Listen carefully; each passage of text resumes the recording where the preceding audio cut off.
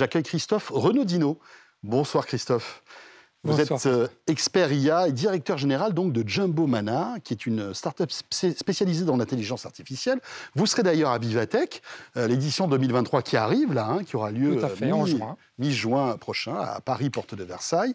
Vous serez l'une des start-up représentées là-bas, avec un concept vraiment étonnant qui donne un peu le vertige finalement quand on découvre ce que vous faites. Vous allez nous expliquer tout ça, mais si j'ai bien compris, vous allez pouvoir nous faire discuter, en tout cas avoir des échanges avec des personnes connues, des célébrités, en quelque sorte, soit fictives, soit vivantes, ou soit même décédées.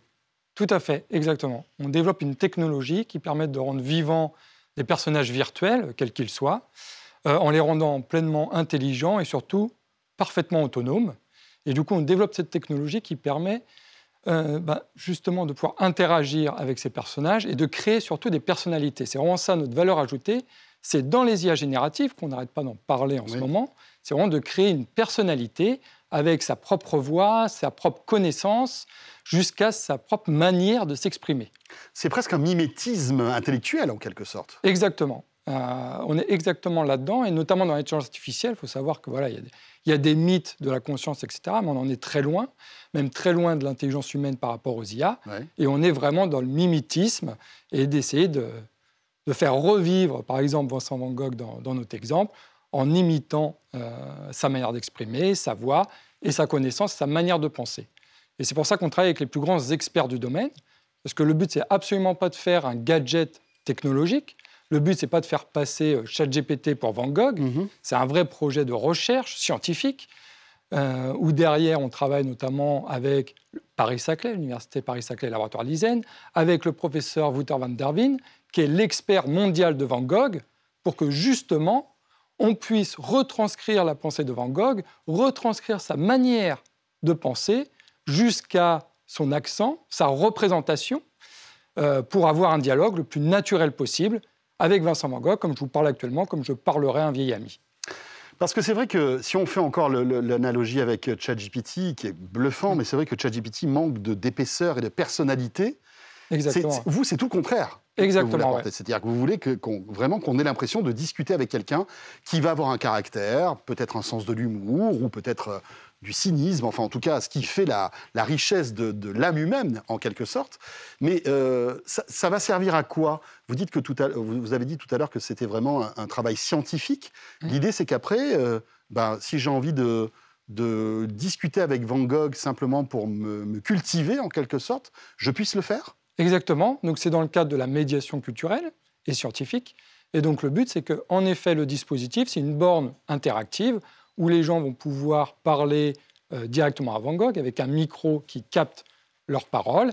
Et ces bornes seront disposées dans les musées, notamment dans l'exposition 2023 sur Van Gogh qui aura lieu en octobre au Château d'Auvers et au musée d'Orsay. Et le but, c'est vraiment de pouvoir inviter les visiteurs et d'initier une médiation culturelle vers un monde beaucoup plus vaste qu'est celui de Van Gogh. Donc là, il faut évidemment, pour essayer de retrouver la patte de cet artiste, il faut que l'IA, en fait, digère énormément d'informations. Comment ça se passe, en fait ? Comment vous allez nourrir cette intelligence artificielle pour qu'elle arrive à trouver ce mimétisme de Van Gogh ? Alors, en fait, on a une approche très différente, par exemple, des GAFA comme OpenAI. C'est que ces sociétés, elles vont chercher à faire des IA générales et avoir un maximum de connaissances sur tout le monde entier. Nous, on va plutôt travailler la profondeur. C'est-à-dire qu'on va spécialiser nos IA et plutôt traiter un sujet de fond et essayer de rajouter de l'intelligence dans nos architectures neuronales, justement pour connaître, pour que l'IA détecte ce qui est vrai du faux, qu'elle détecte la personnalité de la personne, etc.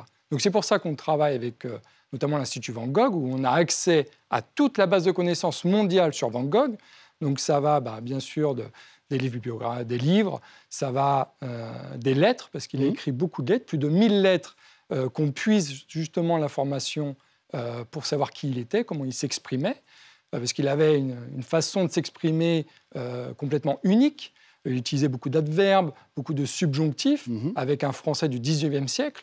qui est très rare à retrouver sur Siri ou même sur ChatGPT. Là, le but, c'est vraiment de retranscrire cette personnalité. Donc l'idée, c'est de pouvoir échanger avec ce Van Gogh virtuel en quelque sorte sur des bornes. Mais est-ce que demain, depuis mon smartphone, depuis mon PC, je pourrais discuter avec lui aussi ? Oui, tout à fait. Après, il y a des enjeux, je dirais, de scalabilité et même aussi d'impact environnemental. Oui. Parce que dès qu'on ouvre, on le voit bien avec OpenAI, vous en parliez juste il y a quelques instants, ça coûte beaucoup d'argent. Mais le but, en tout cas, la technologie n'est pas restreinte à une borne et peut être déployée beaucoup plus massivement. Van Gogh en premier. L'idée, c'est de cloner comme ça beaucoup de personnalités. C'est ça, exactement. Donc, à la fois sur des musées régionaux, parce que le but, c'est aussi de démocratiser cette technologie de pointe, donc pour la rendre accessible à l'ensemble des acteurs de la culture, mais d'aller aussi à l'ensemble du secteur des ICC, des industries culturelles et créatives. Donc, on travaille notamment avec un programme de recherche encore avec Hachette Livre, sur l'un de leurs personnages. On travaille également dans le secteur du jeu vidéo pour qu'en effet les personnages de jeux vidéo soient le plus vivants, avec leur propre personnalité, le plus interactif possible. C'est vrai que dans le jeu vidéo, ça ouvre en fait des portes incroyables, le fait de pouvoir comme ça dialoguer avec... C'est ça, tout à fait. On va vraiment immerger le joueur dans un univers vivant qui ne va pas être scripté et qui va prendre vie et dont il sera acteur. Voilà, passionnant. Merci beaucoup Christophe. Et puis, on se croisera sans doute à Vivatech. Bien sûr, avec grand plaisir. 23. Merci beaucoup. Jumbo Mana, donc, vous êtes expert IA, directeur général donc, de cette start-up